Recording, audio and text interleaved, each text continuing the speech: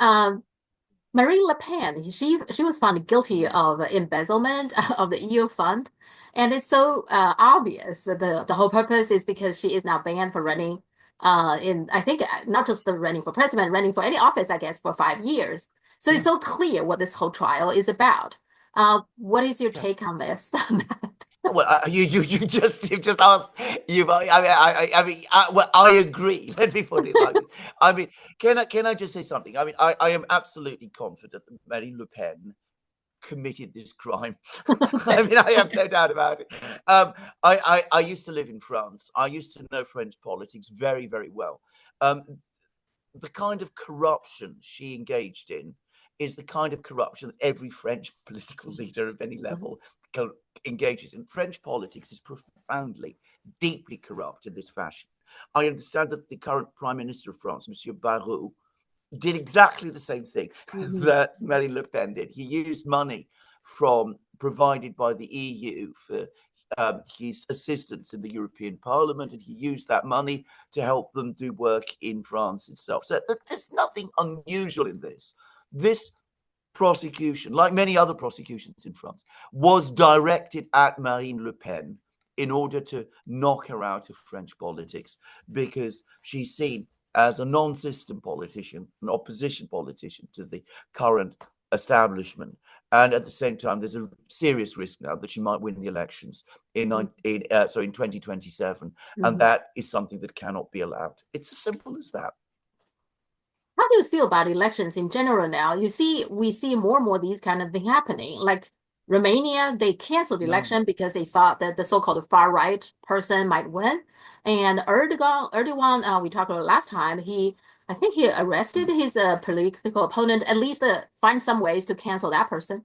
Marcos Jr. in the Philippines, he arrested Duterte and even sent him to Hague, even though the Philippines, my understanding, is not even part of the ICC. So all these things are going on. It's getting more and more, it seems to me like the elections are getting more and more destructive and become brutal, the fightings. I myself has always been skeptical with elections because elections are so easy to be, manipulated and cheated and, all kinds of things you can do. What is your take on all these things going on with elections? Well, I mean, elections in the West were always conducted within certain basic rules. I mean, Mhm. it's important to say this. I mean, um, um, there was always this expression um, in Britain, a rather cynical expression that uh, um, elections were a great thing until they actually mattered. I mean, if people really exercised the real right of choice, they would do away with them. Well, we've Mm, come very close to that point now because it seems to me that at least when I first came to Britain in the 60s and in the 70s, there were choices, there were differences between the parties. The Labour Party in Britain at that time was indeed a party that represented working class people, that had a working class agenda, that talked about socialism mm, and things of that kind. And the Conservatives were much more obviously the party of the middle class, of capital, of free markets, of that kind of thing. So there was a kind of tension that has been eliminated today in the West. We have a situation in the West, at least in Europe, where if you do not agree mhm, with the conventional orthodoxies of the political class, means will be found to exclude you. I will give an example close to home. I mean, Jeremy Corbyn's mhm, yeah, career was mhm, destroyed in Britain. I mean, he was for things that he was completely innocent of. I mean, the idea of Corbyn as any kind of anti-Semite to anybody who knows him is absurd. But it was used against him, weaponized against him, and it was used very, very effectively, and all kinds of things. So it's very difficult to have. Well, it's impossible to have any more proper electoral politics in the way that even in the way that used to exist 40, 50 years ago. Now, there is a result of this. Now, this morning, my wife and I had a conversation. My wife, as you know, is an academic. She was contacted by one of her ex-students, and they met they met yesterday because the student wanted to see her again. He's a young man of 23. He's in contact with many of his friends. He told my wife that neither he nor any of his friends vote in elections anymore. I mean, this is because as far as they are concerned, elections never don't make any difference. The entire youth of, and this isn't just true in Britain, the youth in Europe are simply dropping out of politics because they no longer believe that politics is relevant to their lives and will change anything in their lives. And one of the other tragedies is that it's not by the way because they're not interested in politics. I'm talking about the political system. I mean, they may be very radical in their political views, but they don't expect any longer that radicalism will ever find any response from within the political system, and that is an incredibly dangerous situation. It means that people have become completely alienated from the political process. And of course, to assume that they will want to defend it is absurd. So if we ever have a really sinister danger to it from outside, well, who knows what will happen. Yeah, I mean, I voted with the last election, but I voted the third party. I voted for that woman. I forgot her name. I didn't vote for Trump or Biden because I didn't think it will make any difference. But so I voted just because I feel like I still need to vote. But and I told my husband if there's no one that I can vote, I can always write in myself. So that's how I vote. I am exactly the same. I mean, I'll disclose to your viewers. I mean, I used to be a member of the British Labour Party. I was very committed to it. I'm obviously somebody who takes a great interest in politics. If there was an election in Britain tomorrow, I cannot imagine myself voting, certainly not for the Labour Party, but for any of the other parties, any of the other main parties too. I mean, last time I voted, I spoiled my ballot. I put the cross. You in Britain, when you vote, you put a cross next to the candidate that you want to win. I put a cross over several, knowing that as a result, the ballot would be spoiled. Yeah, Jill Stein. I voted for Jill Stein. Yeah, I know she won't be elected, so Yeah, that's I know, and I like I met Jill Stein, by the way, and I like her. yeah. And if I was in the United States, quite plausibly, she would be the person I would vote for. Yeah. One thing also happening in Britain, British Steel was closed after the British government declined to help, which is they have money to go to Ukraine, but they don't have money to rescue their own steel company. Okay, that's interesting. At the same time, also Germany also demolished its most advanced coal plant. They spent $3 billion to build it, and it's lasted only 6 years. So it should have years to go, but they demolished it, whatever the reason. And last year, the Dutch Senate, they voted to permanently halt the natural gas production.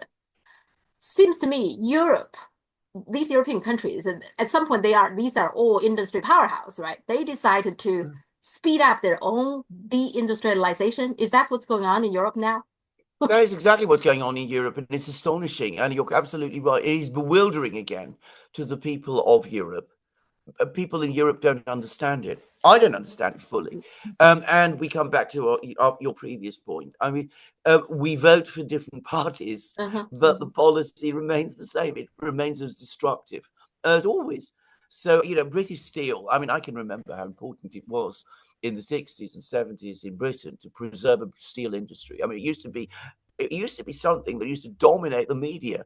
The most extraordinary thing about the collapse, the extinction of the British steel industry is that it's more noticed and talked about in China than it is here.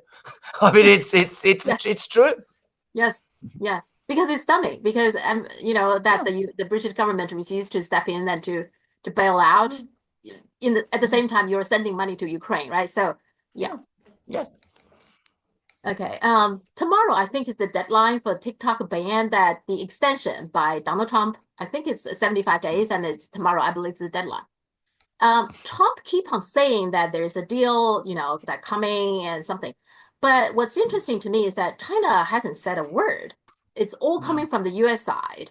So do you believe there will be a deal? What do you think is going to happen if we want to be speculative a little bit?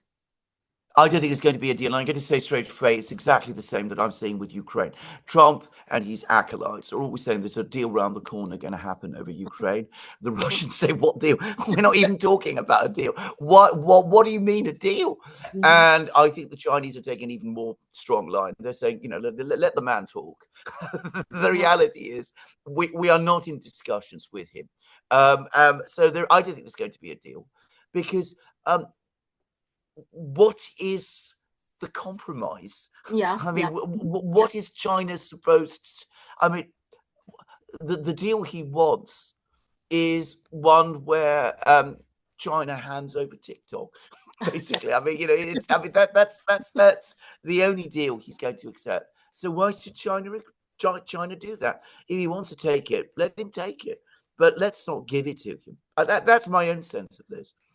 yeah. He has been dangling this tariff thing. I think one of the t Mm, things um, he basically said that if there is a negotiation, if there is a problem from China's side, I can lower the tariffs. And so I'll give you something in return for you to allow us to acquire TikTok. But the problem with that is, well, tariffs is you control the tariffs. You can lower the tariffs today, and once the deal is done, you can always increase it again. So what's the guarantee there, correct. right? Well, that's exact. I mean, it's black. That is accepting. That is accepting blackmail. I mean, it's Yeah, it's yeah. exactly the tactic that blackmailers use.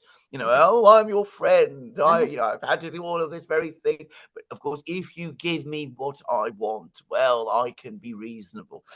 Yeah, He's not going to be reasonable. As you absolutely rightly say, he'll knock the tariffs down a few points, and then he'll say, "Well, the Chinese are doing something else which I don't uh-huh. like, so I'm going to put the tariffs up again." But Yeah. of course, I'm always ready to deal again. I mean, you can't work with Mhm. someone who is like that. Yeah. The last thing I just want to share with you, there is a social media person. I think Mm, his channel's name is I Show Speed. I don't know exactly his name, but he has like a 37 million followers, subscribers on YouTube. So he's mm, a big guy. I mean, big. He's very young. He's only 20 years old. He started as mm, playing the game and live stream that.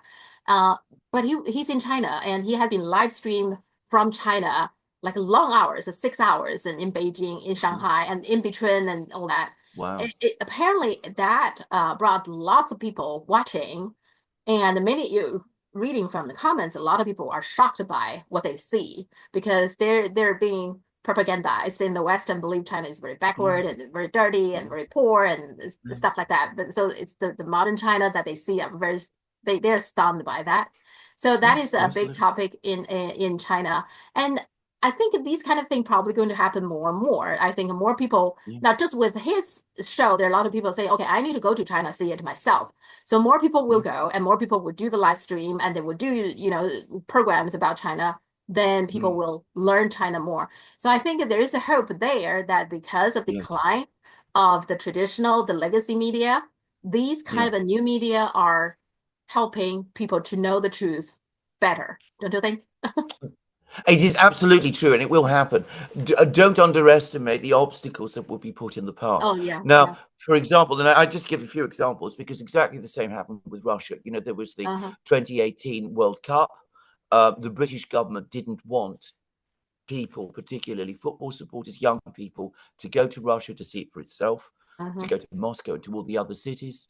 Um, the Skripal affair was organized because that was exactly what happened before the World Cup. Then there were restrictions placed on Britons who were able to go. Mhm. Those Britons who did go were stunned in exactly the same way. They said, "My God, this is a modern country. It's not what Mhm. we were led to think." But then a few years later, the very first thing that the EU does is it imposes a travel ban. It Mhm. Uh-huh. stops Russian airlines flying people to Europe and prevents basically movement between these two countries. Now, of course, between these two places. Now, Uh-huh. of course, that isn't going to endure. And already you're starting to see more and more YouTube channels by British expats, for Mhm. example, in Russia, doing programs about what life is really like there. And they are starting to attract some numbers of views. And I think it'll be much, much more difficult to do the same kind of blockade, inflammation blockade on China Mm-hmm. for two reasons. Firstly, China is so much bigger. I mean, so much bigger. And secondly, there are the big Chinese communities around the world, and Mm-hmm. they will insist on their right to travel to China.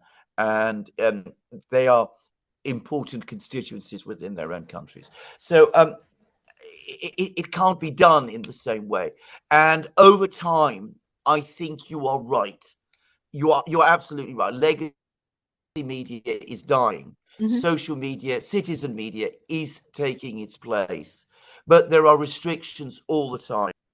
I am sure that what you say will come, but it will not be easy and it will Mm. not be smooth. It will Yeah. take time to work its way through. Yeah, I mean the Canadian government actually in their travel guidelines about China, they actually put it there that China is very dangerous to warn people, basically telling you not to go. It doesn't say don't go, but it says, be aware, there are a lot of crimes and there's, those sort of things. So that's what the Canadian government It's very is dangerous. telling You you. might you might go there and come back with all the wrong ideas. It's very, very dangerous. Yeah, yeah. Okay. Okay, let's talk next week again. And great. Okay, then Thank you. see you then, Sophia. Bye. Bye.